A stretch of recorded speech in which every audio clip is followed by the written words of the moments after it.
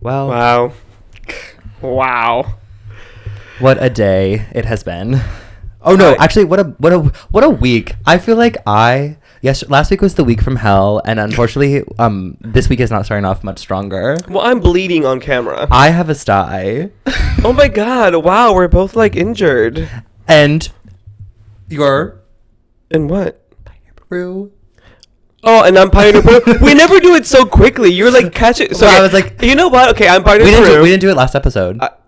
We didn't? No, we didn't go. This is Pioneers and Trailblazers. Oh my! That's why I was like, oh, this is the time. Let's do it now. Okay, but we were so.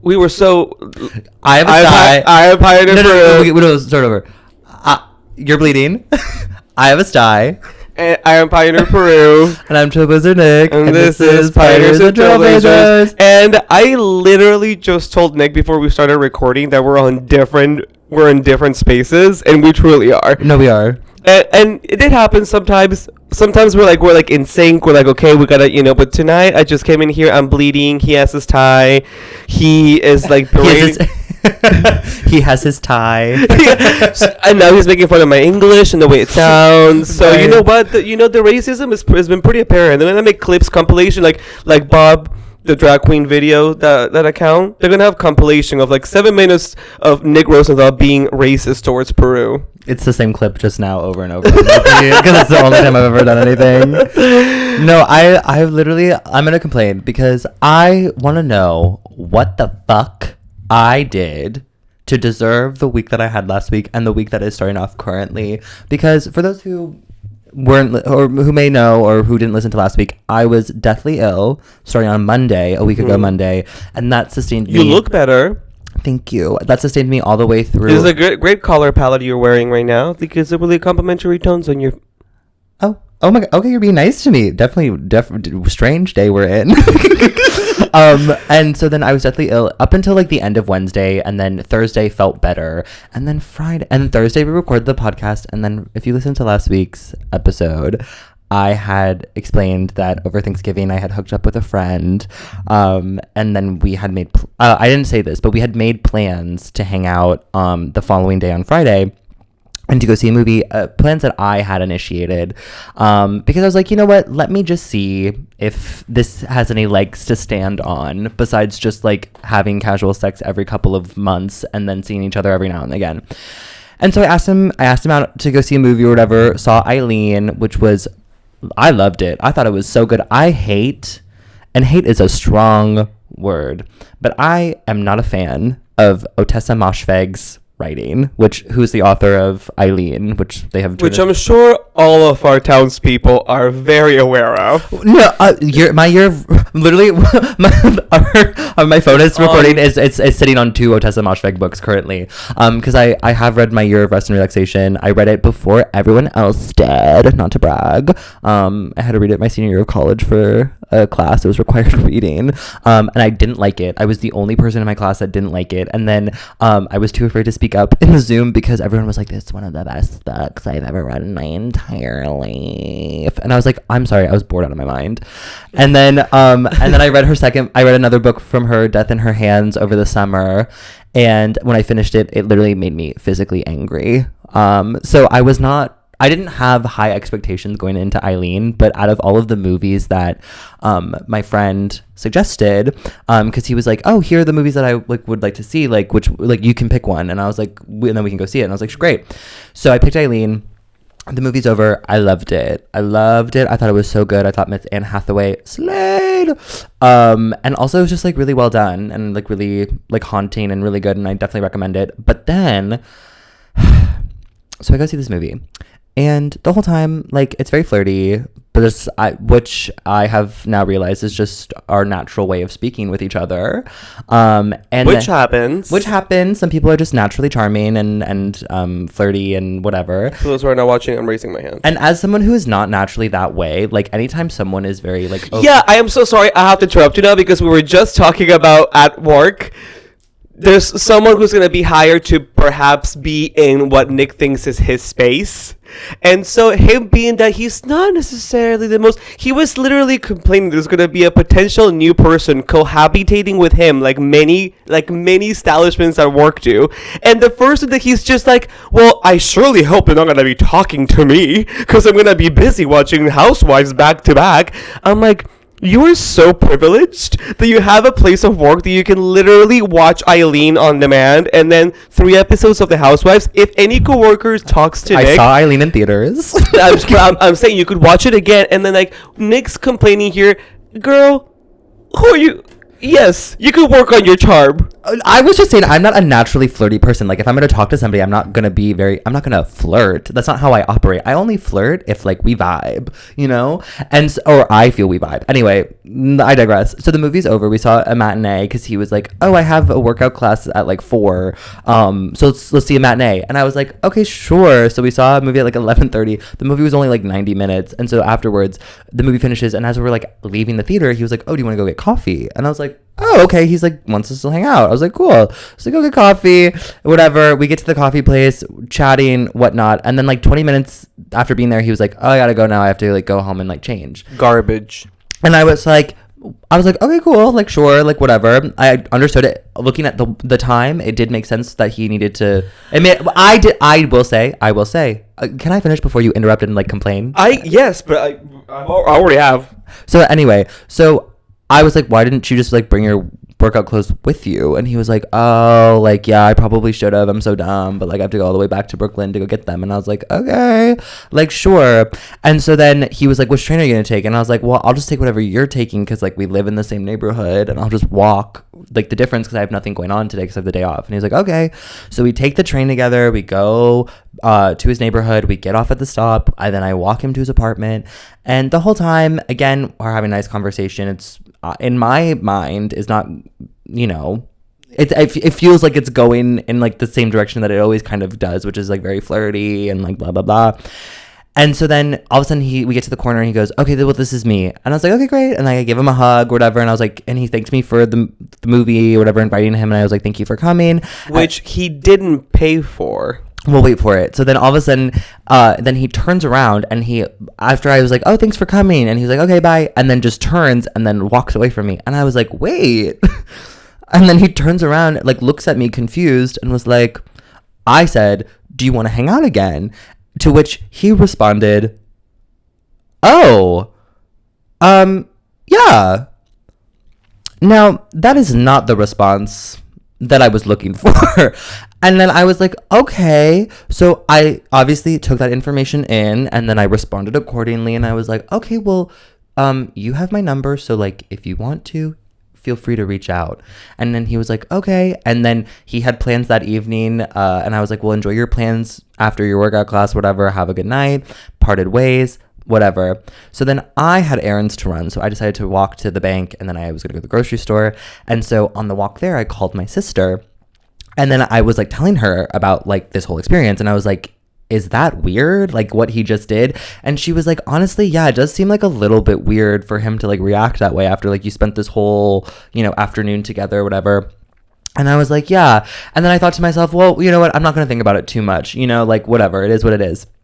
As soon as I hang up the phone, I noticed that I have a text message, 2 text messages from this man that are like, hey, let me know like what your Venmo is. I can send you like for the money for the tickets or whatever. Also, just want to let you know, would love to hang out again, but would just like to keep this a friendship thing. I know us hooking up over Thanksgiving might make things confusing or might make that seem confusing. But yeah, I wanted to have like an in-person checkup, you know, today, but forgot to, and it didn't happen. So just wanted to let you know. And it was like very casual and very like, oh. And then I read that and I was like, how am I supposed to respond to this? And I just went, oh, you know, no sweat, my treat, since I invited you. And thanks for letting me know. I understand. And then I immediately got pissed off because the more that I think about it and the more that I have thought about it, and I've obviously talked about it ad nauseum with like all of my friends, but like this man is truly just a player. He literally, also, mind you, this man pursued me on Thanksgiving. Like, he made it a point that he was, like, making, like, little jokes, little kind of, like, flirtatious kind of, like, asides, being like, oh, like, maybe you'll come home with me tonight, or whatever. And because his only intention was to just fucking nut inside you and then get the fuck out. He didn't even spend the night that night. He left at 3:30 in the morning, not even, like, absolutely thinking of himself first, which again wouldn't be a problem if your intention was like to not, you know, sure. But then he had plenty of opportunities to do that. I'm obviously Team Nick, even though I like to roast you and play devil's advocate. But like, well, you're required by law to be Team Nick. Required by law, yes, required by law. But at the same time, it's just like, okay, first and foremost, let's break this down really quickly for all of those that are looking into, like, I don't know, like social dynamic questions. Listen, if you're going, first of all, I am not a fan of first dates in the daytime or at a movie.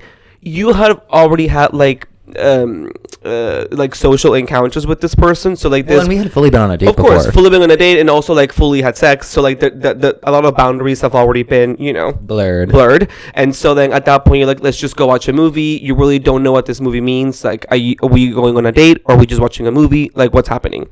So then, first and foremost, you've missed a section of this, which I would like for you to elaborate for the townspeople. Wait, what section? Okay, so Nick disclosed. My speech and debate hat is on. Okay.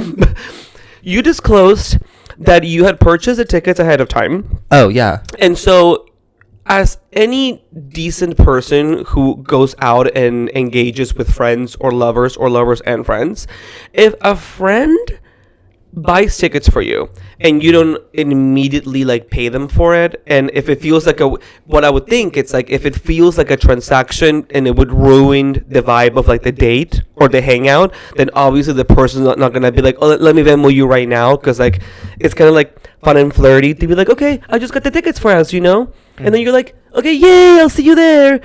The first thing you do when you meet up with the person after the hug and hello, you're like, oh my God, how much do I owe you for the tickets? And then you would be like, oh, it's good, I just got them, you know? And then the natural thing to do on a social setting is to be like, okay, well, since you got the tickets, I'll get like snacks. Oh, I forgot about that. Yes. Oh, I forgot about that. Okay. And that part is a big... It's a big clue into this person's psyche as far as like shitty social dynamics. Okay. I'm pissed. It's okay. You know it would kill him. No, thank you. No, it's fine. Asterisk, I would not kill. I'm not condoning killing. No, sure.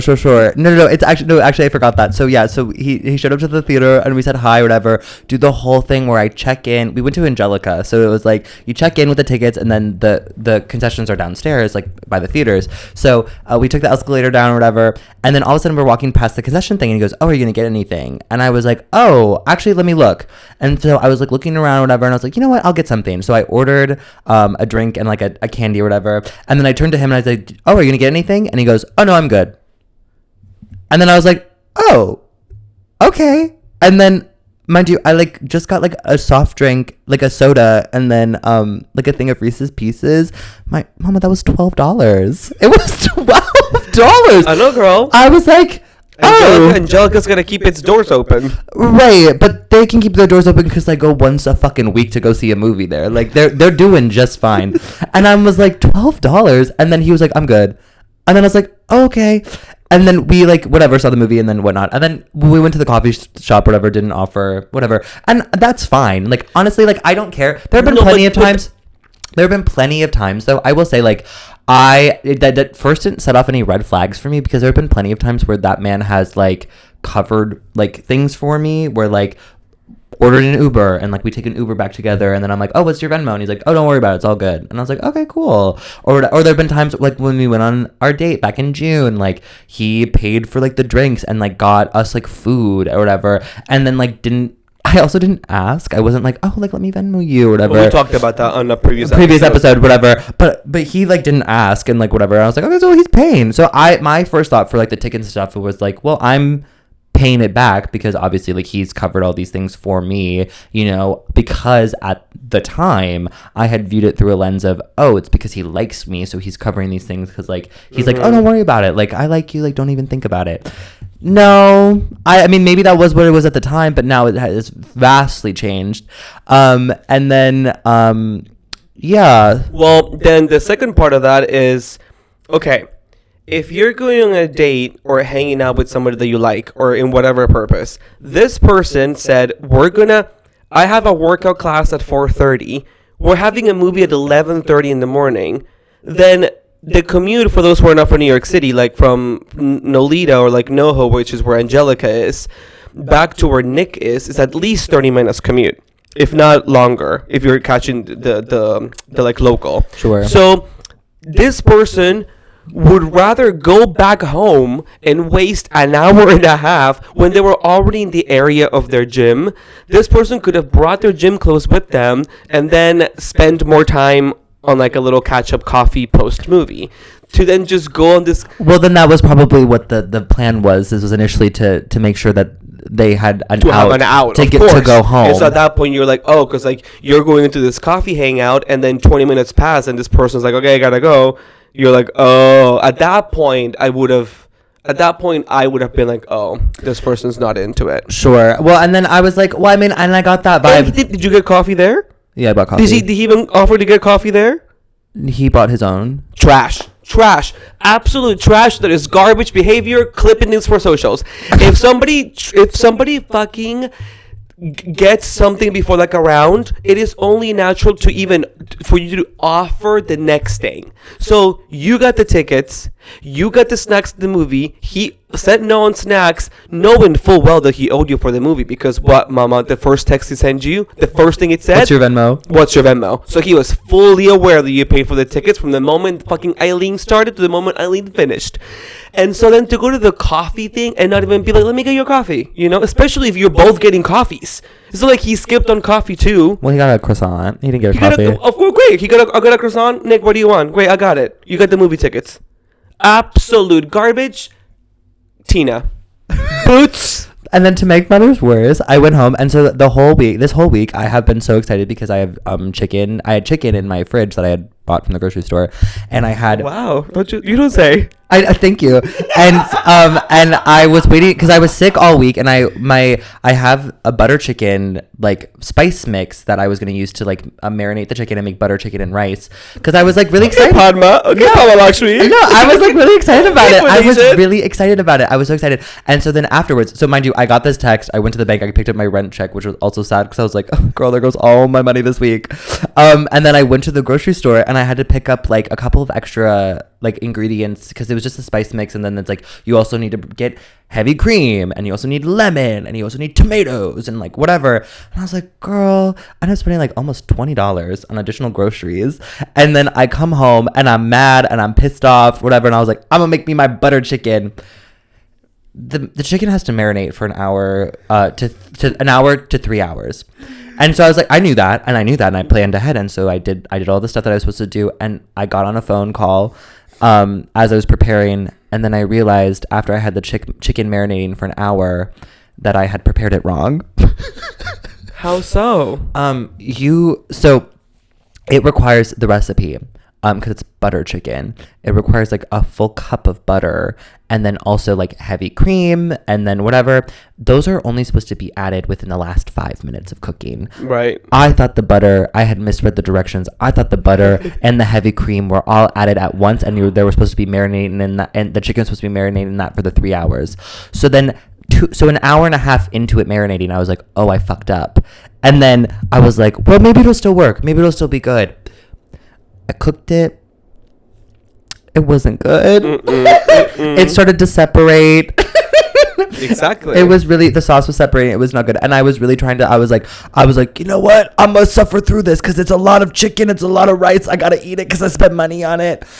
I took 3 bites and I went, actually, you know what? I'm just going to give up. I'm going to give up. And then I threw out all of that food, which was unfortunately so upsetting to me, because like I said, I spent like almost $20 on those groceries and I have no money. You know, cooking tip for anybody, if you ever, because you hadn't put the chicken on the fry or the skillet yet, right? You had just realized it was splitting and it was separating before you cooked it. No, I realized when it was splitting and separating while I was cooking. Okay, because if that ever is happening and the chicken's still pretty much in its raw form for the most part, like you could still salvage it by just like literally rinsing it on the sink, you know, of all just like next time you encounter that or you realize something's going off. Well, next time I'll make instantly. It right. Next time I'll make also it right. Also know that you can salvage the chicken itself. And you can still salvage it. So then I was also I was in such a bad mood. I was so angry because of what had occurred earlier that morning and then what has occurred in that evening with this chicken.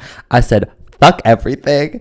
I bought a movie to watch on I rented a movie on Amazon because I was like, I need a movie to watch. I watched Days of Heaven, Terrence Malick. It was beautiful, but it was really sad. And then I ordered Popeyes. But then the Popeyes, it was a very busy night, I guess, for delivery because my Popeyes was not going to get delivered closer to 10 o'clock. Like, it kept extending the time. It kept being like, okay, another 10 minutes. Okay, 10 more minutes. Your dasher's still waiting. 10 more minutes, he's still waiting. And I was sitting here starving my ass off. And then finally, the man arrives, the dasher. God bless him. He was so sweet. 15 minutes before this movie fucking ends. And if anyone's ever seen Days of Heaven, which I don't know if you have, it's from the late 70s. I highly recommend it. Follow me on Letterboxd. It's beautiful, starring Richard Gere. It's about the life after World War I, actually, on this little kind of like grain farm, and it's really it's a love triangle type situation. Anyway, it's really sad near the end, and so I was sobbing.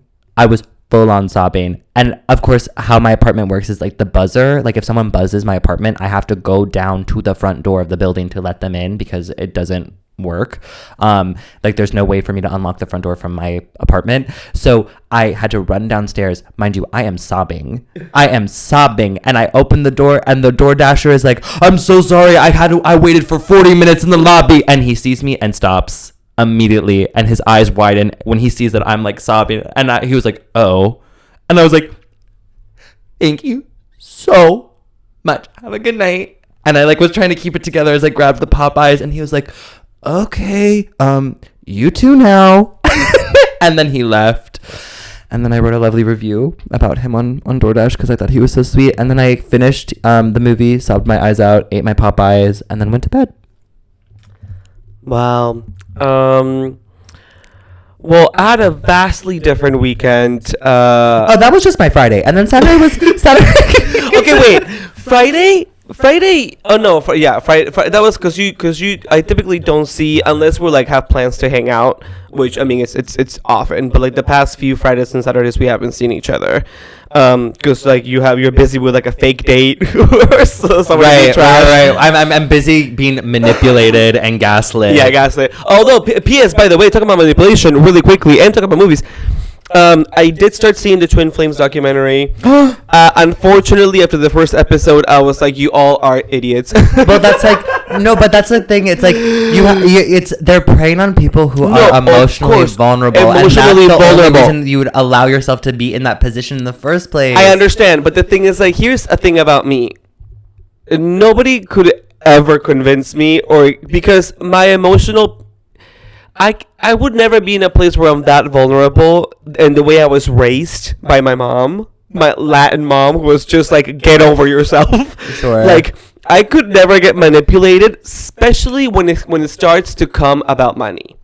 I understand any kind of manipulation. My manipulation ends when it starts being like, now for $29.99. Oh, 100%. Oh, that's when I'm just like, oh, no, thank you. When I started seeing what these people were just like, and then the first episode ended, and like the second episode starts in which they're about to do like the sexual transformation. There's like the harmonious union thing, which was so crazy. And with your twin flame, of course. No, and if I was in twin flame, if I was in part of that group, do you know what they would tell me to do? They would tell me to keep pursuing this bitch. Of course, they were like until you are in harmonious union. The reason it didn't work out, the reason he just wants to be friends, is because you don't love yourself. No, but also that's what they would tell me. But yeah, but also they wouldn't sell you that because guess what? It is not a fucking surprise. There's no queer people on the Twin Flames community because no, there are. You have to keep watching. You have to keep watching. Okay, even if I kept watching, I can already tell that male founder is a complete misogynist piece of trash. Oh, he is. And so he was talking about the dynamic with women and men, and obviously like coercing women into having sex when they don't want to. No, you have to keep watching. You have to keep watching because it's crazy. I don't want to spoil anything. I know you. We don't have to talk about it because I already was disconnected. Like, unfortunately, I did feel like there's a bunch of idiots. Wait, like, can I spoil? Can I spoil something then? No, maybe I'll continue it. But it is really funny because like watching it as like something that was recommended to me by you, I was like, yeah, I can see how this affected Nick deeply. What do you mean? I watched it and had the same thought you did. I said, oh, these people dumb as fuck. Yeah, but like the whole belief that you have a twin flame is just completely ludicrous to me.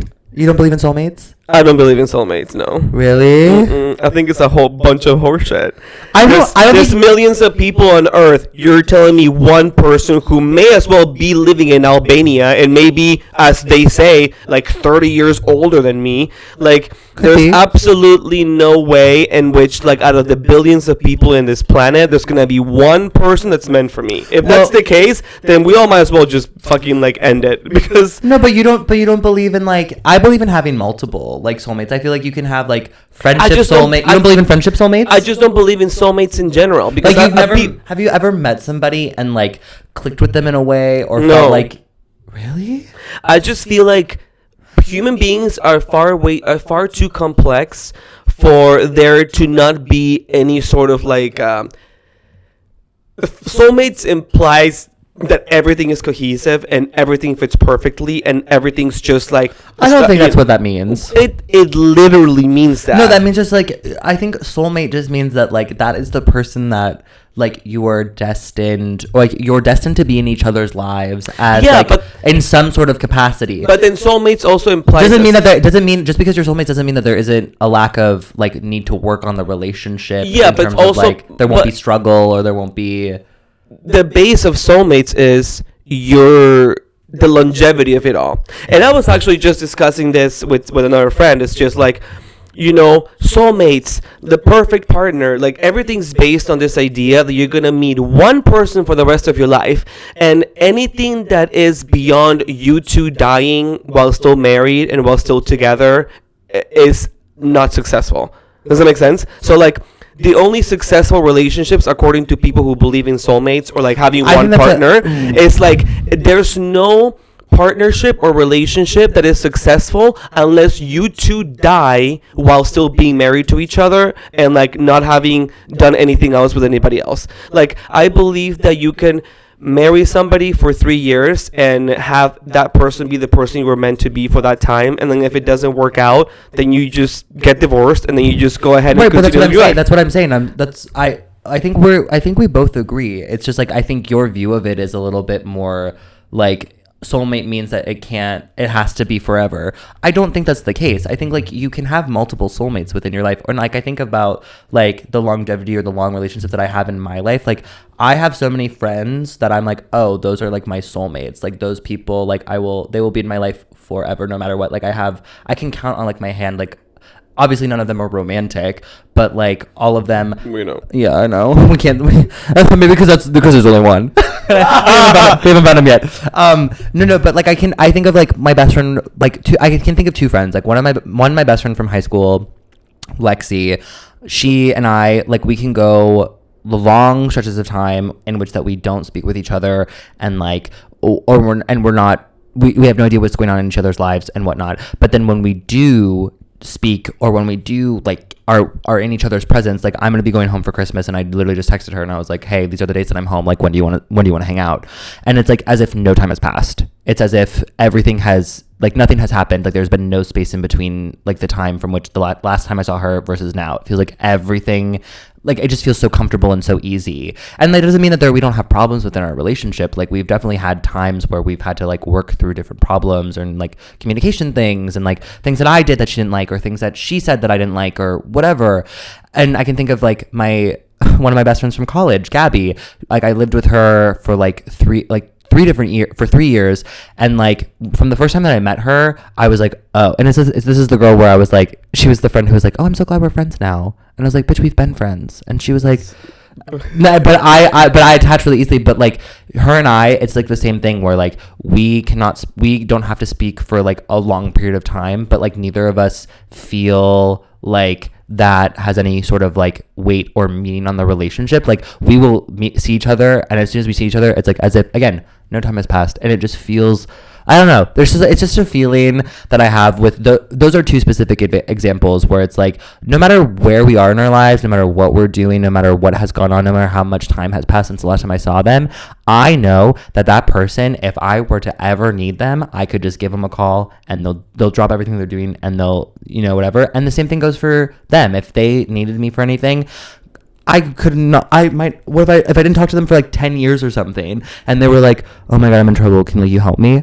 I would do literally anything for them, like anything. It doesn't matter. I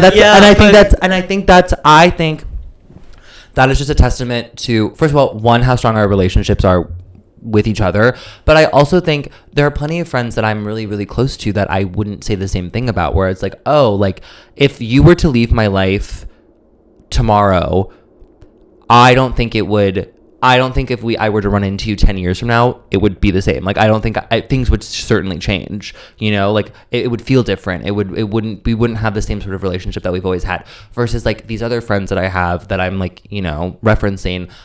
I could not speak to them, like I said, for years on end, and we reconvene and it's like, oh my God, like back where we were. Yeah. I just feel like that's just friendships though. But I think, but then I also feel like I do believe in soulmates. I do believe in it, and yeah, I'm a little bit more like jaded on that sense. It's okay to. Listen, it's okay. You'll change your tune when you find the one. No, well, actually, Nick, as someone who's actually thinking about like 100% more relationship than you have, I will tell you how more experience. The right one. Yeah, exactly. Well, at least I've trialed and errored, as opposed to others who haven't tried. We've been trying. Yeah, it's not a one-way street, honey. But anyway, it's the other street. For the past 24 years, we've been going down one street. Exactly, and maybe you should, maybe make a right on the next street. But I will say, I'm just gonna drive off a cliff. I'm sorry, we're calling it quits. I just feel like maybe like I look at it from like a different perspective, to where like I don't want to have to elevate any relationship I have too much to the point where like I'm gonna be disappointed. So maybe that's like the way I'm looking at it. Well, and I think maybe that's it. Maybe you're like putting too much pressure on the idea of it. Because like no, I'm the opposite. I feel like I want to put less pressure, and that's what I've learned.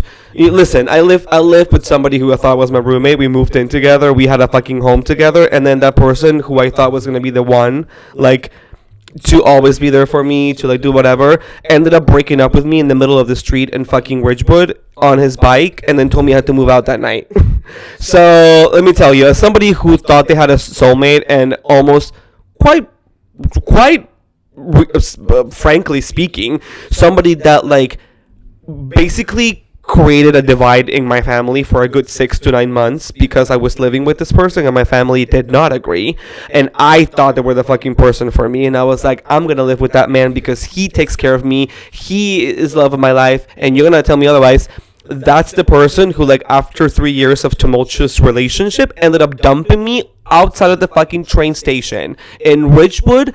Well, Brooklyn. There is the key word. Their tumultuous relationship. Yeah, but at the same time, when we started, it was like fucking cue any romantic love song. Like, we had the first 6 months of every single like crime drama you've ever heard. The beginning 15 minutes of every crime drama is just like, they were the perfect couple. It was like montage, like, and we met and it was love at first sight and we did everything. This is the guy who I told you, I don't know if it was on the podcast, but he was the guy that brought me roses after I threw up on New Year's Eve everywhere. Yeah. I was like, there is no person I could count with my hands, anybody who after projectile vomiting down a staircase of a stranger's apartment would actually not only clean up the entire mess, get me home safe, and then come back the next day with a dozen roses and like cooks me dinner. To me, I was like, this is real love. No, but right? And so that sign that person displayed was on its own, right? It was this entity of him being a nice person at that time and him being my soulmate at that time. And then cut to like a year and a half later, when this person became a complete I just could not stand this person, and then that relationship ended. And I was like, from that moment on, I was like, I believe my family was right. My family was right. They were right, and they told me, don't Don't ever, go gun-ho so crazy on one person. You never know. Well, I would say make sure you take your time. But I also think... But I mean, okay, Nick, but for that period of time... a question, don't take your time. Before we really go too long on this soulmates question, actually a question for you. You're saying take your time, right? Yeah. To me, the idea that you have a soulmate, like what you're saying, is that from the moment you meet, you're like, this is a special person. So you can't...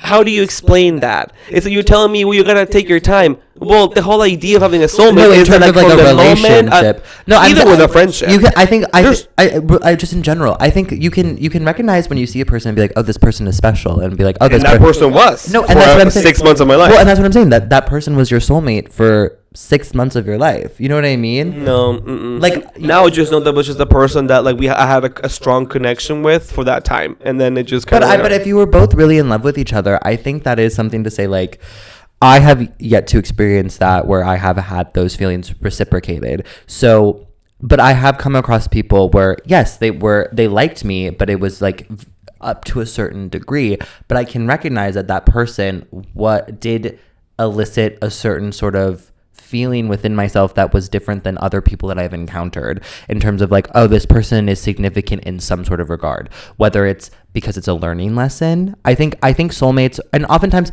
I think the difference between soulmate and then what these people are talking about, twin flames, there's somewhat of a little bit of a difference between the two, because twin flames, according to what I've learned through the tarot card, astrology, spiritual realm, and whatever this documentary was trying to convey, twin flames are a little bit more difficult because it's a person that somewhat mirrors you. It's a twin. So it's like you two have a lot of like similar things that you have to work on and learning lessons and whatnot. So oftentimes that twin flame doesn't work out because you can't be in harmonious union with this person, because it is like there is so much working against it. Like, I don't know how to explain, or like, and we don't have to explain it. Honestly, yeah, I don't know how to explain that topic really bothers me. But anyway, especially after watching the documentary, I was just like, wait, you're just like telling these people they have to be in harmonious union, and like literally they're like suffering and being abused. But there's a difference between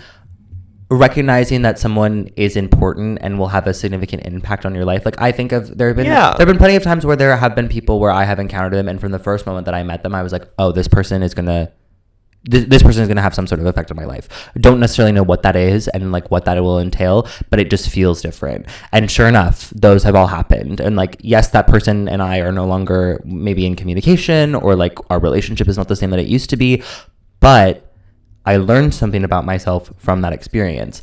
I think each relationship and each person that you encounter, whether or not you believe in having multiple soulmates or whatever, I do think that I don't think there's one person that's maybe necessarily meant for you, but I do believe that there are multiple people that are in your life for a very specific reason, in order to either teach you something or to bring about something or whatever.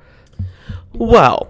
And that's how I feel about it. And what a privilege. No. And then I'm just going to finish this by saying what a privilege it is to be able to feel at all, whether it's love, whether it be unrequited or mutual, or, any sort of human emotion. I think it's really gorgeous that we as people, anytime I have any sort of major heartbreak in my life, or like I think of like I feel down about a certain situation not working out, I think to myself, what a privilege it is to feel that way, to know that I have the capacity and the ability to give that to somebody, and eventually someone is going to feel that exact same way towards me. And isn't that great? I think it's great that... Isn't that beautiful? Isn't that beautiful as we as humans get to do that? I think it's beautiful that while I wait trepidatiously for the next person who's gonna sweep me off my feet and convince me that they're the love of my life, and they're going to make sure that I am not being gaslit by them about romance or courtship or whatever, I am very happy and privileged to be in a place that while I'm waiting for that to happen, I can get dick down any day of the week that I want, and have other kinds of connections with people, which, by the way, let me say, I've recently been I'm exploring myself and things that I'm comfortable doing or not doing. Oh God. I know we've had certain people here who listen and who watch this podcast who have been asking us for things, and I am kind of like really into that right now. I'm like, let me explore different things and different kinks for other people. For those who are wondering, he means feet pigs. There's a few people who have, well, beyond the I would say dozens of you. Here's some free content. Stuff. Screenshot this. 3, Jerk 2, off to it 1. later. Enough. All right. The people that like have been sexually active with me online, thank you so much. It's been a really fun experience and I really love it. I'm sex positive, what can I say? But also there's been some people actually who have not only like reached out regarding just being flirty or whatever online, which I love, but also via email about actually providing a service. How much are you gonna charge? So I don't know how much I'm gonna charge. I think I have an idea. Of course, I am touching base with with other people in this business. In the professional foot industry. In the professional foot industry, but also in the professional, like content creation for adult services industry. And I want to make sure that like I'm giving something that's good and like that feels good to me, and like I don't mind doing certain things. I'll know we made it when we have our own WikiFeet profiles. That's like when I know we've made it. Listen, if any of y'all listening here are into feed and want to make us a WikiFeed profile, then tag us on it or send it to us, because that would be we'd have to show feet with like out socks on for that, I feel like, for the most part. Really? Like, most of the person specifically that's wanting to get this one video of me asked what kind of socks I wore. Also, I didn't get an email. I didn't get an email. This is your trend. Girl, no one wants me. Well, you talk about approachability. You gotta be more approachable. Also, this is literally every podcast episode. I'm like, please send me your dicks. I'm like, can somebody please? Like, I literally today, I like have been so unhorny, and then like because of this whole situation, and then also because I was sick and like whatever. But then I today opened up like Grindr and Scruff, and for the first time in like over 2 weeks, and I was like, you know what? I'm gonna maybe get hit up and flirt with some dudes. Crickets. Absolutely crickets. And I updated the profile photo to be a shirtless one that is very, very good. And I'm like, oh, it's absolutely quiet out there. I'm like, what is going on? I haven't seen your new picture. Let me see. It's good. Is it good? Are you mask fishing again? Oh, okay. Well, we have to remember. We can't forget. Okay, so let me actually talk about this while I refresh. So tonight I'm supposed to have a dick appointment. Tonight won't be just every night. Did you find me? No, you're not here. Oh. Who's this though? Who dat? Ooh. Oh, he and I have chatted before. Have you done? No, but I've seen the dick. The dick is nice. Oh, really? Yeah. Tap. He's a little too, he just wants to fuck. I'm not in a mode. I love that. I'm like, if I'm just gonna fuck, I'm gonna fuck an old dude. To anybody listening and even if you're watching, you're not watching this, but is this person super like alternative punk rock style tattoos all over the body, red hair, but like dark red hair, think of a winter red. Middle part. He and I match on like Hinge and Tinder all the time, and then it never goes what anywhere. Haven't you? It just never goes anywhere because he just wants to fuck. So it's exactly. like no, and then I would catch feelings because he's like if you're close to me in age and cute and like want to fuck, I'm gonna fall in love with you. Well, maybe don't have sex on the first date. Let's talk about your. So this guy lives on the Upper East Side. Really cute showbiz, but I got the album. The album was shared, and saw the dick. Dick looked delish. Great dick. But why do you have a problem with it, please? No. Let the audience know why you're problematic. You're putting words in my mouth. I never said a butt or anything. I showed the dick privately to Nick because. You know how, and we're going to have to talk about the actual condition because, some of these models who have like different skin tones, and it's a condition called vitiligo. Vitiligo.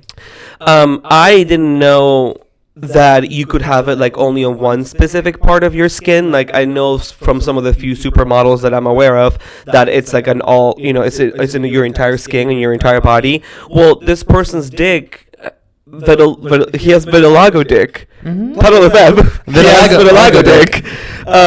And I'm not saying I had anything with it. Like, obviously, I'm still trying to hook up with this person. No. We're actually obviously not on the same page tonight, and we're gonna fight. We're actually because you pulled up the photo and you said, "Okay, but look at it." No, that's not what I said. You did. You said, "But look at it." You said, "But look at it." No, I said, "Look at it." I wanted you to look at it to see. But it was the tone. It was the way you said it. It was like, but apprehensive. But you didn't let me finish my question. I said, "Look at it," and then you made an assumption that I was judging. My question to Nick was, would it be appropriate to ask about what it is? Because I'd say, what's wrong with your dick? No, but I mean, Nick, come on. It is a penis.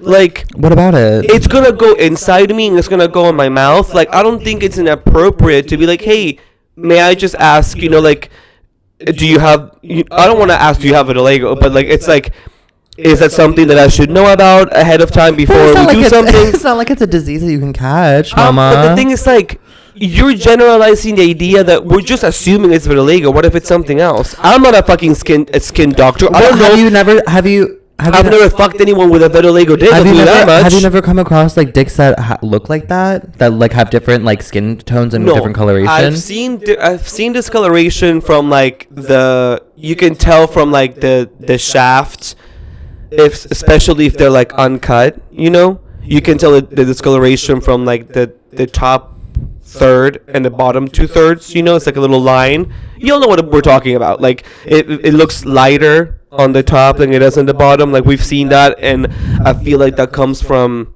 Oh no, actually, I meant uncut dicks. Well, that's because when you pull the foreskin down, it's just like the discoloration from like the circumcision. Oh, that's interesting because like I've encountered so many like this, like the one that I showed you. Yes. Okay, well that is my first time, and I don't feel like it's inappropriate to just verify that. Like, who am I to know that he actually has another condition, and maybe he does have another condition that is worth knowing about. Well, but that's the thing. It's like I feel, first of all, I didn't say ew gross. My response was like hot. Like I wasn't being like ew. What is that? My only thought process if you were to say something would be like, well, what if that's something he's insecure about? You know what I mean? Well, he couldn't be because I already spoke to him and talked about like meeting up. No, maybe, but like if you were to say like, oh, so like just circling back, saw your dick pics, like. What's going on there? Like, I don't know how you would phrase it, but like, if you were to say something like, I could see if that was me and that was what the situation was with my dick, which is just like how it looked. It's just like it's just the skin. It's just the coloration of the skin. I would then immediately be like, oh, I didn't realize that was a big deal. And then I would be self-conscious about it. Be like, oh, does my dick look weird? Right, but then again, I think the big difference between Nick and I is that I am here to cater for nobody but myself. And so you need to consider other people. Of course, but the thing is like you go on the opposite end. Like you do everything you can to like appease others, and sometimes you forget about yourself. I'm a martyr. Yeah, but like I'm not. I'm not going down. I'm watching the Squid Game, the challenge game, and I would be that girl Ashley 271 whatever who like did not jump. I was like that would be me because this is the game and like I want to. Well, anyway, so I don't think it's out of the realm of niceties to like bring it up at some point. Now, maybe I'm not gonna say anything going into it because I do think the guy's hot and his penis is great. There's nothing wrong with it. I think if there was an issue or something, I would definitely would hope that would get brought up. But two, like I don't know. Well, Nick, you're also assuming that everyone knows about vitiligo. What if you're somebody who has never seen that? Imagine me. Well, maybe not me because clearly I've seen dicks. But like, imagine somebody who like is new to Grindr or new to get to seeing dick pics, and this person sees that, and then they're like, "What is that?" It wouldn't be out of the realm of possibility to be like, "Oh, I want to know what what's happening. Like, is that I don't think it's, no, you're making a cringe face, and honestly, we're actually gonna get into a fight. No, I don't agree. You're trying to play like modern progressive, and I don't think it's out of the realm of like being nice to somebody, like being like, I've never seen that. What if you've never seen it? I mean, I understand. How would you approach someone when you've never seen something like that, especially? But I'm coming from a place of it, not that it's because it's somebody's like naked body, like a genitalia. Yeah, it's very specific. It's very specific, and it's a very vulnerable part of someone's body. It's a very intimate part of somebody's body. So then to then receive a message like something like like, what is that? It does somewhat. At least for me, if this was something that my dick looked like or whatever, and that's a question that I received, I would probably feel a little like, I obviously would explain what the situation was, but then it also would make me think like, does this person think now, like, it just would make me self-conscious and make me more aware of the fact that like my dick looks that way versus like me just like enjoying my body for what it is and also like having sex. But again, I'm coming from a place of like, I have a very like complicated relationship with the way that my body is and like how I view it and like whatever. And I'm, and I know that not everybody has the same sort of relationship with their body as I do. So like, obviously everyone's going to be different. But upon hearing that, my first thought was just always just like a little bit like, that's someone's naked body. Like maybe we should be a little bit more sensitive. True. When it comes to asking questions or talking about specific things, because again, yes, it is true that I am a little bit overly cautious, or like I do somewhat tend to try to appease others more so than like worry about myself. But that's coming from a place of like, I don't ever want someone to feel a certain type of way or have them feel that or have them feel self-conscious or feel bad or feel I don't know, like just like not comfortable in their own skin because of something that I said. Right. Versus, because I know what it feels like to be in that position. Right. So that is the only reason why I'm a little bit apprehensive of you, or apprehensive for you to say something, because I do wonder, is this something that he's constantly being asked questions about, or is this something, or is it hasn't even come up before and this is a first thing? Which is to wrap up that part of the combo, I think brought up a very valid point. I doubt no one's brought it up before. I'm sure it's something you do, because it is our naked bodies, and it is, however you want to view this, something that is unusual. It's not like the norm to have this condition. So obviously people who it's just the way people work. They see something that's not the norm and they're like, what is that? And so I feel like, but okay, continue. Well, what I'm saying is like, I understand, like that's your body. He can't control what his body looks like, and I think his body is beautiful. I told you the guy is hot. Like I have nothing against his body at all, but you also have to flip the coin, just like you said. I'm sure he's also aware of the fact that maybe somebody who has seen his dick has not seen a dick like his before, and so I'm sure he's also aware of the fact, like, okay, if I'm gonna send this out to people consensually, that like maybe somebody who gets it is gonna be like, I've never seen a penis like that before, and that is also fair for the person who receives it. There's no judgment on either. The judgment would come from the person being like, like that looks weird, which I would never do. All I would say is, then like, what do you get out of asking? Like, what are you looking? Exactly. What are you looking to? What kind of response are you looking to receive by bringing it up? That is very true. And so what I'm thinking is like, my approach is not gonna be bringing it up in this forum. I feel like what I'm gonna do is, if we do, which it seems like we are, like, we're gonna fuck and it's gonna be great, and then like, I don't know, it's something that maybe I won't bring up, or like if I end up hooking up with this person a few more times, that I would feel like, if I feel a sense of like, connection with the person and comfortable sense of like open communication, I'd be like, hey, has anyone, I don't know, like, I just can't help but think of people who've never seen someone like that before. and that is why even these models themselves who have like different conditions, people with alopecia, people with body marks, people with they all become advocates in their community because they're like, I want to make sure that like I want to speak up about this, and I want to let people know that it's normal, it's just whatever. So all these things only lead to just educating people, right? So it's all about educating people, but it's also get to a place where we don't even have to ask the questions, you know what I mean? Yes, but it's all about education. Again, you can't assume everyone knows what that is. Well, that's what I'm saying, but I'm right. So sure. So this you can. It's like judging somebody for you asking someone something about like, oh, but tell me what happened in World War II, and they're like, what?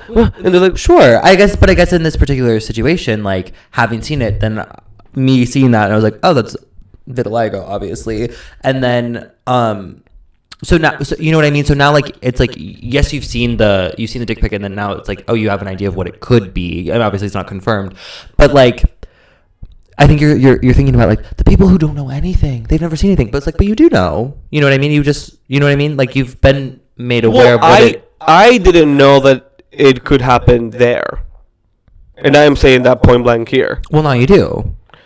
Yes, but again, it just goes back to the same thing, Nick. Like, I had no idea that you could. I when I first saw it, I was like, wait. So I guess it is vitiligo. What if it's I don't know. What if it's something else? Like, what else would it be though? I don't know. I'm not. I'll keep saying that, Nick. Like, I'm not in a place to make an assumption as to what it is. But are you coming from a place of thinking it's something bad? Like, it's like going to be like some sort of like. It's coming from a place of curiosity, which is where all knowledge comes from. I've always been a curious person. Sure. I just think you should listen, my intention was never malign at all because clearly I'm interested in this person. Well, no. Obviously, I'm just thinking of like the reason to bring it up. I don't know.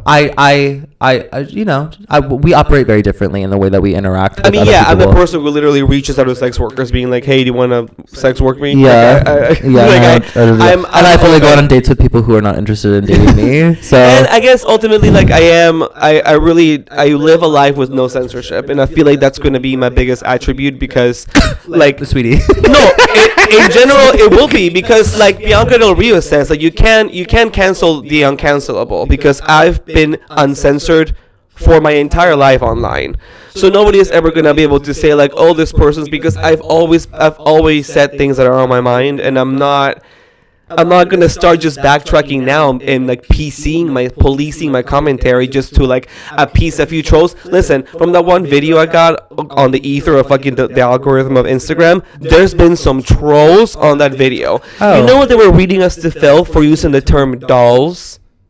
Oh, I know that. Yeah. Oh, I that's why I don't really say dolls that often. Oh, I'm saying dolls, and I'll say it 3 times over in this video, and I'm clipping it for socials. Dolls, because their intent behind me saying dolls is absolutely has nothing to do with the transgender community. Sure. Yeah. So but I understand. I do understand. I do understand where they come from, though. I understand where they come from, but I'm not about to just. It's the word dolls was not invented for the specific use for the community. The word dolls means a doll. I can use the word doll however I want to. Sure. Now that it's just, and the people were trying to bring up other words, being like, oh, like, I can't stand. It's like, sometimes people like we've talked about like slurs in any community, like the use of the word faggot in our community, like we've reclaimed. Sure. And we don't want anybody who's not in the community to use it. I understand that, but the word dolls cannot be equated to something like that. I'm able to use the word dolls. No, but I think there's a really good interview. I don't know if you've seen with Hari Neff and on Emily Ratajkowski's podcast. I think it's called High Low, in which she like talks about how first of all the word doll itself and how the trans community has kind of taken that to represent them and how they feel as trans women, and how that reflected in how Hari Neff in how she like auditioned for the role of the Barbie that she played in the Barbie movie. And it's a really insightful conversation that I think you should listen to, because I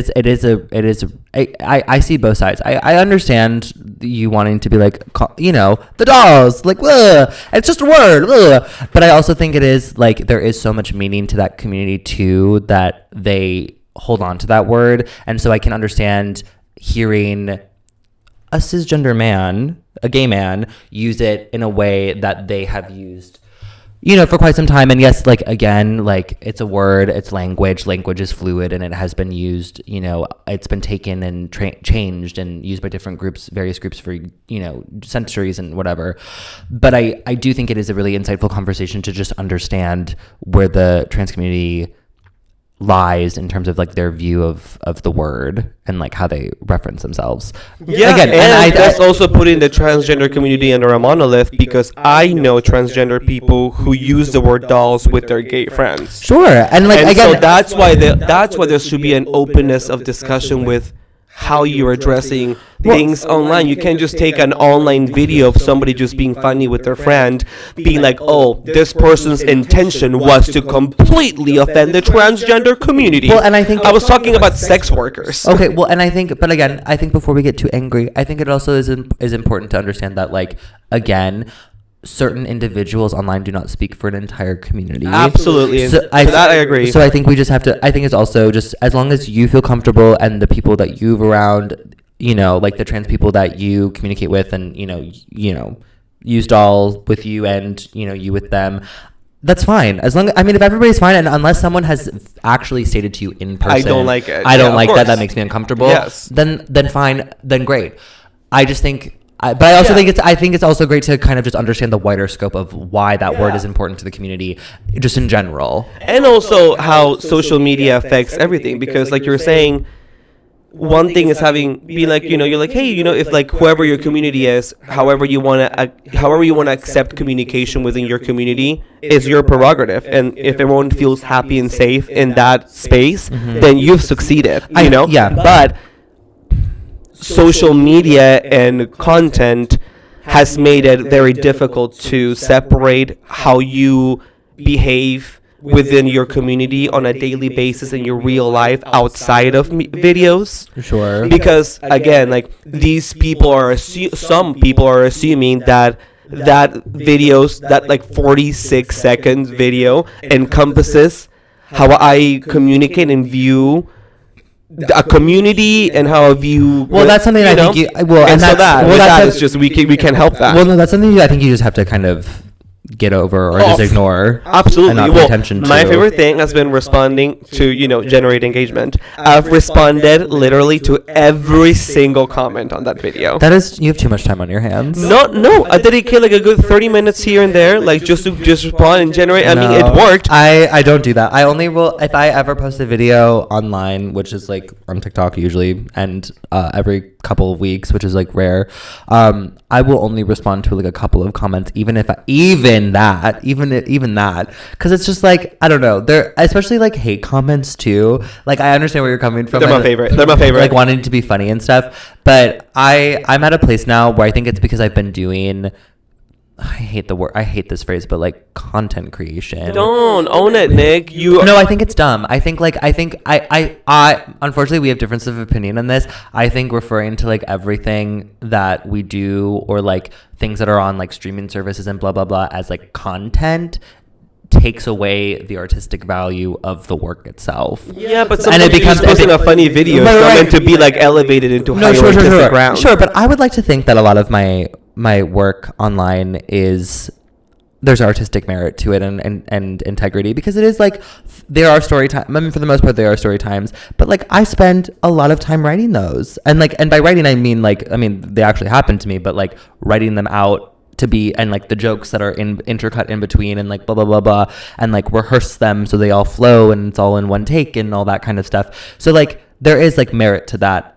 I would like to think that there's artistic merit to that, but then to then have that be like, oh, it's content. I'm like, but I mean, I will say that just has. That's my own opinion on it. No, of course. That's a different thing. But in terms of what I'm trying to say is like, having done this for as long as I've been doing it, I have just gotten to a place where it's like I don't feel like engaging at all in any sort of hate comment because that's what they want. Like ultimately, like these people who are trolling and like saying negative things in terms of like calling you out about the use of the word doll, or like say, or when you posted that video and you were like, don't call me handsome, or whatever, and then people are commenting on that. Like it's all in order to get a rise out of you specifically. They want you to respond. That's the thing, is they want you to respond, and if you don't give them to that, you hold the power. No, I feel like the power is saying, like, acknowledging the fact like we're all just online being absolute trash bags. I disagree. I'm like, I like to protect my peace.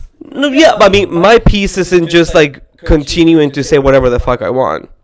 So like, the rise that they're getting is not me being like me being like, wait, you mean you think that way? Wait, but what? Me defending myself? In none of those trolling comments am I defending myself. I'm actually just doubling down. I'm like, doubling down on it. But I think also is like, that sort of thing is like the reason that people comment such crazy things is because they want to see if you'll respond, no matter what it is, whether it's funny, whether it's like you actually being genuine and serious, whatever.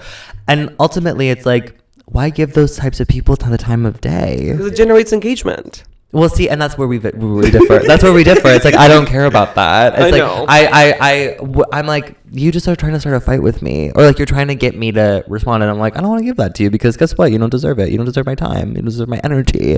Although to wrap up this episode, I will say that like, don't discount.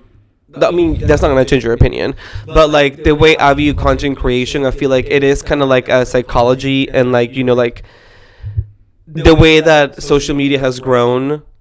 It has become a place. It's become common to just discount or discard content creation, right? People who do videos on TikTok or whatever format they do, and so like subconsciously we've been fed by society to like think that like content creation has no merit, and so all the work that you're putting into your videos in what I would consider content creation it has nothing to do with the quality of the content in general, you know? Like, I see content creators, or like I see story times or videos on TikTok. But if you think about it, like content, you're creating content. Absolutely, it's content. But that's content creation is the same thing as a Mac series. Content creation is the same thing as somebody like writing a treatment for like a big major like MGM or fucking Universal. Do you understand what I'm saying? Like, it's the same thing with like language. Is like the words that we use to describe these things can either, it kind of takes away the value of it by just calling all of it content. But everything in the industry is content. But that's the problem with the industry, is because then you have these people like David Zaslav, who are the head of, you know, Warner Brothers, who don't see the value of the things that they have in the works being created, and then they just completely disregard them and get rid of them as tax write-offs before they even are allowed to be out and given to the audiences. You know what I mean? Because it's just content. It's just content. You know? Yeah, you just got a Trojan horse industry. But that's what I'm saying. Like, this kind of language that we're using to talk about these kinds of things that are being created by artists and writers and actors and performers and all comedians and all these different kinds of things, when you melt it down to all just be under all the umbrella of just content, then it loses all of its value. It loses its individuality. I don't agree with that. Okay. I mean, that's how I feel about it. No, of course, no. I don't want to validate. And that's like that. But that seems to be where the trend is because we're using this language that is very kind of like business, capitalist, consumer-based speak in terms of the things that are being, you know, shown to people. That is ultimately, at the end of the day, art. Yeah, but I mean. Versus, what's the whole goal, Nick? Are we about to just make art and like be fucking on the streets, not making money out of it? Like, we're gonna have to make money out of our art. Yeah, you can make money, but I'm thinking about the business model. But I'm talking about the way that we describe it. I think, like, again, like you can. So how would you like your TikToks to be described as? Like. I mean, that itself, I don't have the answer to that. Yeah, and see, that's the key. As long as you're putting out the work that you're putting out there on your TikToks or your I just call them videos. I mean, Yeah, they're the videos that I post whoever online. sees it and whoever connection or networking opportunity you get out of that, then it's really up to you and the person who sees it for the value it has, right? Because at the low and the micro level, it doesn't matter what this fucking like big studio people pass green light or don't green light. But when It just matters on someone giving you the opportunity based on the work you put on that video, however it's being seen by anybody else. Right, that's what I'm saying. But I'm also saying that for a wider range of audiences and people, to have everything kind of be lumped together under the umbrella of just the word content, it loses its value. I don't believe that, because look at the way YouTube has grown. YouTube used to be the content of the like mid-aughts. It used to be the like quote unquote like, oh, they're just YouTubers, they're trying to be YouTubers. Now YouTube has become a legitimate source of content, quote unquote, I'm putting this in quotes, legitimate source of content, which is actually generating jobs and awards and production. Like, you can do a video on YouTube and be nominated and even win an Emmy in all of the categories: editing, sound scoring, lead actor, lead actress, on the short form categories. And so Sure, but those what wouldn't I'm trying to be say, referred to as like content. That would be referred to as like a web series Which or would- like you know what I mean? Right, and there are I specific- believe, but of I think- course, I I think- believe that the industry is heading in that direction, where like they'll start recognizing micro content. Now it's something called, in the Emmys category, the actual term is short form. It's called short form now. Right, but I'm sure they'll do something similar to it. Well, I'm not saying that there's nothing wrong with it. What I'm saying is just the language that we're using to describe it. To call all of that just in and of itself just content, it literally waters it all down, because if you go on YouTube, there are so many different things. You know what I mean? Like, it's not all just content. You know, Grindr's Emmy nominated. Sure. Is See? it? Is it? Good for them. They have multiple nominations. Great, but what I'm saying is like, again, the things that they're being nominated for are for specific things. Like, for example, it's the category that it's in. It's like a web series if it's a short form thing. So that is a web series. It's not just content. It is a web series. You know what I mean? Yeah, but that's what I'm Again, saying. My it's a point was, I'm it's talking going to about- evolve. It's going to evolve. It will Right, but continue to evolve. I'm just talking about the language we're using to describe what is being made. I'm not talking about the actual stuff itself. I'm talking about the language to describe it. That is all I'm saying. I'm just saying You have an issue with the language. If I have an issue with the language. If we're calling everything content, nothing special anymore. It's just all being thrown at us. It's just businesses throwing us. True. They're just throwing us stuff to sell us stuff Yeah. versus things that are coming from a genuine place of, Yeah. I really like this thing. I'm really passionate about this thing. I want to share this thing with the world. There is a difference. Yes, but if we're gonna It's be just like- the language. if we're gonna That's be all like- I'm talking about. If The we're language. gonna be like Frida Kahlo, like she said, there was like lack of like specificity and lack of you're like, if everything's content, if everything's just paintings, if everything's just art, then like nothing matters anymore, because what is special? Then you feel so liberated, because then you're like, if everything's just content and everything's just something out there, then fuck it, and I'll just do whatever I want. No, and that is and exactly. Fuck them. But I would love if we use different wording and language, because it's like, I don't know. We're entering a state, I think, in terms of just like the world and like this industry and like whatever, where it does feel like it's all business speak. It's all these suits that are just talking about things that they don't necessarily know, and they only care about money. And again, it's just like capitalist consumer speak to me.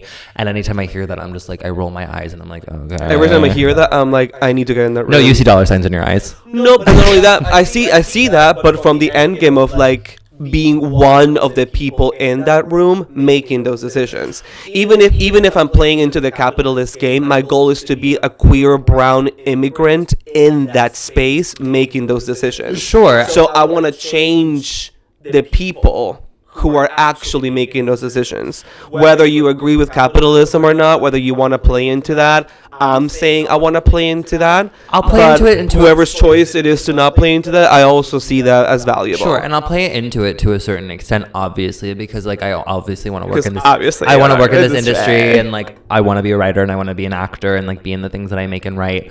But I also understand that there is a certain level of integrity and morality that I would like to at least hold on to a little bit personally. Yeah.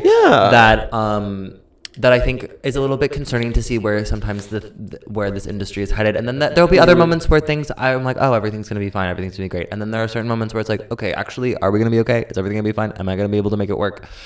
So we shall see. I ultimately, at the end of the day, what I've learned thus far in my career is that social media influencing and like content creation is not the goal, is not what I want to be doing, because it is very corporate. It is very business. It is very money focused. It's very consumer and capitalist But wait heavy. until you get further up the chain, honey. No, exactly. But like, again, that is a problem to deal with then. And then it's a problem that I think I'll probably have to run into for the rest of my life. But again, I have said no to things before, and I will continue to say no to opportunities, just because if I don't agree with one, the company, or two, what they want me to do, I'm not going to do it. You know what I mean? Yeah. And I'm not going to change myself in order to get You money. shouldn't. Get No, you money. shouldn't. You That's what I'm shouldn't. saying. And that's what I'm saying. And if anybody wants to email, I'll do anything. Do you have a pioneer? My pioneer is actually this conversation we had today. Today wasn't the traditional salacious pitter-patter banter. This was an episode of two us talking like real people. I'm not always agreeing real. with each other. I'm always real, but I feel like the listeners and the townspeople are gonna listen to this episode and be like, wow, Nick and Peru are actually two people. Am I bleeding? You had your mic on the wrong thing. That's probably... It was supposed to be on this one. Yeah, it was on this side. Well, we're about to listen Oh, to God, that. okay. Oh, God. My trailblazer for the week, I'm gonna say, is Anne Hathaway. She really slayed. She really slayed in Eileen. The wig was laid, mama. Wait, I'm changing mine. Fuck our conversation. So, because you saw and you liked it. You value performance, and I value performances too. I went to the screening of May December, saw Miss Natalie, Miss Julianne, Miss Charles, Miss Todd, and I actually famously ran into them outside. I was running. If you've seen this movie on Netflix, I was running during the graduation scene to I go saw it pee. in theaters 2 weeks ago. I'm different. Well, I was saw it in the theaters through a SAG screening. Thank you, SAG. I saw it before you did. But I saw it through SAG with an interview, Q&A with everyone afterwards. You were +1. And actually, no, I was actually part of that agreement there. Anyway, I was going to the bathroom and I literally did not realize they were outside waiting to go in for the Q&A, and I was running for the bathroom. I had no idea where the SBA bathroom was, and so I quite literally, Nick, ran into them, and I was like, oh. And then they were all talking to each other, and I was like, and then I ran to the side, and when I walked back, they were all like hugging each other, and I was like, they're in the way. You're like, oh my god, me too. I was like, please hug me, but also like move, because I gotta get back to the theater so I can catch you. So I guess that's my pioneer and trailblazer as well. Okay, well, thank you for listening this week. You can follow us at Pioneers and Trailblazers on Instagram and TikTok. You can follow me at Nicholas.Rose on Instagram, ClownFaceBinch on TikTok, and ClownFaceBitch on X/Twitter. And you can follow Me at Hey Peru and Instagram and TikTok, and maybe potentially OnlyFans at some point, honestly. Stay tuned for it. Okay, thank you. Bye.